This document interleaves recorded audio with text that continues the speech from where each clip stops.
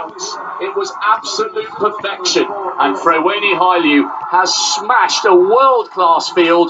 Houlihan with the silver, and Hull follows up Olympic silver with a world indoor bronze. ዛሬ እንግዲህ በቻይናዋ ናንጂንግ ከተማ ኢትዮጵያውያን ደምቀው የዋሉባቸው ውድድሮች የተከናወኑ ይገኛሉ። ኢትዮጵያ ወርቅ አግኝቻለች። ስለዚህ የምንነግራችሁ ነገር አለ። እንግዲህ የቻናላችን ተከታታዮች አስደናቂ በነበረው የ3000 ሜትር የቤት ውስጥ ውድድር ማለት ነው ኢትዮጵያዊቷ አትሌት ፍሬወይኒ ኃይሉ የዓለም የቤት ውስጥ ሻምፒዮንሺፕ ርቀቱን ማለት ነው ሪከርድ በማሻሻል ጭምር አሸናፊ ሆናለች። የመጀመሪያውን ወርቅ ለኢትዮጵያ አስገኝታለች ማለት ነው። አትሌት ፍሬወይኒ በጣም በሚገርም ያጨራረስ ብቃት ነው የመጨረሻውን ዙር እንግዲህ ከኋላ ተነስታ በማክረር ነው እንግዲህ አሸናፊ የሆነችው። በጣም አስደናቂ ታክቲክ እንደተገበረች የዘርፉ ባለሙያዎች እያወሩ ይገኛሉ። ለኢትዮጵያ የመጀመሪያውን ወርቅ አስገኝታለች ማለት ነው። በናንጂንግ ኢትዮጵያ የመጀመሪያውን ድል አሳክታለች። It was absolute perfection, and Frewini Hailu has smashed a world-class field. Houlihan with the silver, and Hull follows up Olympic silver with a world indoor bronze.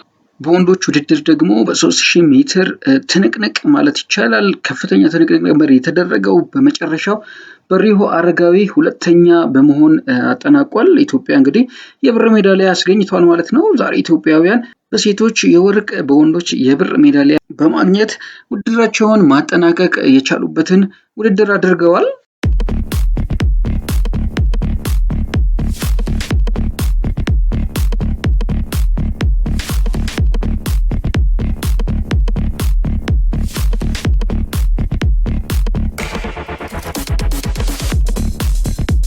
አትሌት ፍሬወይኒ ኃይሉ እንግዲህ ኢትዮጵያዊ የመካከለኛ ርቀት ሯጭ እንደሆነች ይታወቃል። በ2024 የዓለም አትሌቲክስ ሻምፒዮና የቤት ውስጥ ውድድር ማለት ነው የወርቅ ሜዳሊያ ማሸነፏ ይታወቃል። በ1500 ሜትር በ2020 ቶኪዮ ኦሎምፒክ ደግሞ በ1500 ሜትር አምስተኛ ደረጃን ይዛ እንዳጠናቀቀች ይታወቃል። ከጊዜ ወደ ጊዜ እድገቷን እያሳየች የመጣችው ፍሬወይኒ በ2022 ደግሞ በዚሁ በቤት ውስጥ ውድድር ማለት ነው ቤልግሬድ ላይ በተደረገ የ800 ሜትር ውድድር ሶስተኛ በመውጣት የነሐስ ሜዳሊያ ማግኘት የቻለች አትሌታችን ናት። ፍሬወይኒ የመጀመሪያ ኢንተርናሽናል ውድድሯን ያከናወነችው በ2018 በዓለም የወጣቶች ሻምፒዮንሺፕ ላይ መሆኑ ይታወቃል። ፊንላንድ በተካሄደው ማለት ነው አምስተኛ በመውጣት 800 ሜትርን ያጠናቀቀችበት የመጀመሪያ ዓለም አቀፍ ውድድሯ እንደሆነ ይታወቃል። ከዛ በኋላ እድገቶችን እያሳየች እንግዲህ አሁን ላይ ተጠባቂ አትሌታችን ወደ መሆን የተሸጋገረች አትሌት ናት። ከዚሁ ከፊንላንዱ የመጀመሪያ ተሳትፏ በኋላ በቀጣዩ ዓመት ከ20 ዓመት በታች 800 ሜትርን አቢጃን ላይ የአፍሪካ ከ18 እስከ 20 ዓመት ሻምፒዮንሺፕ ላይ አይቮሪ ኮስት አቢጃን ማለት ነው መሳተፍ የቻለች አትሌታችን ናት። እንዲህ እያለች ነው እንግዲህ እድገቷን ያሳየችው ፍሬወይኒ። በ2018 የአፍሪካ ጌሞች ውድድር ላይ ደግሞ በ800 ሜትር እንዲሁ ተሳትፋ ግማሽ ፍጻሜን ሳትሻገር ቀልታለች ማለት ነው። በግማሽ ፍጻሜ ከውድድሩ ውጭ መሆኗ ይታወሳል። በ2021 ደግሞ በኢትዮጵያ የኦሎምፒክ ሩጫ ላይ ተሳትፋ በ1500 ሜትር በወቅቱ ለዘገየው የ2020 ቶኪዮ ኦሎምፒክ የሚያሳትፋትን ትኬት የቆረጠችበት እንደነበረ ይታወቃል። እንግዲህ ከጊዜ ወደ ጊዜ እድገቷን እያሳየች የመጣችው አትሌቷ የተለያዩ ውድድሮችን ለኢትዮጵያ ማከናወን የቻለች አትሌት መሆኗ ይታወቃል። ከነዚህ መካከል በዓለም ታዳጊዎች ሻምፒዮንሺፕ ላይ ፊንላንድ የመጀመሪያውን ውድድር እንዳደረገች ይታወቃል። አምስተኛ ነበር በ800 ሜትር ያጠናቀቀችው። ሰዓቷም 2 ደቂቃ ከ02 ሰከንድ ከ80 ማይክሮ ሰከንድ በሆነ ሰዓት ነበር ያኔ የመጀመሪያ ውድድሯን ማጠናቀቅ የቻለችው። እንደገና በ2019 በአፍሪካ ከ18 ዓመት እና ከ20 ዓመት በታች ሻምፒዮንሺፕ ውድድር አቢጃን አይቮሪ ኮስት ላይ ተወዳድራ አራተኛ በመውጣት ነበር ይህን 800 ሜትር ያጠናቀቀችው። 2 ደቂቃ ከ06 ሰከንድ ከ98 ማይክሮ ሰከንድ ነበር ያኔ ውድድሯን ያጠናቀቀችው። በዛው ዓመት ላይ አፍሪካን ጌሞች ላይም ተሳትፋለች። ሞሮኮ ራባት ላይ የተካሄደው ማለት ነው።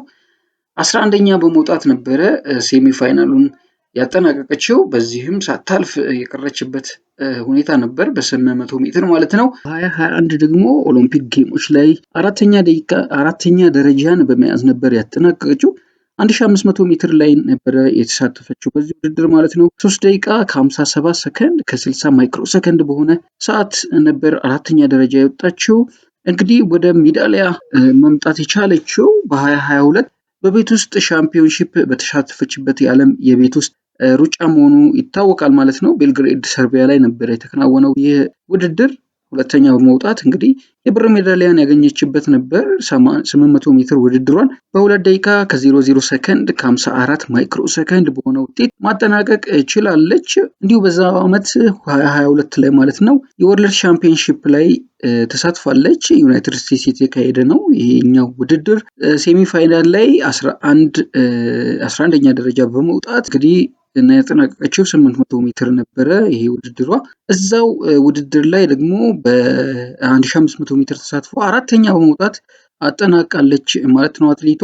በ23 ወርልድ ሻምፒዮንሺፕ ላይ እንዲሁ ቡዳፔስት ሃንጋሪ የተከናወነ ነው።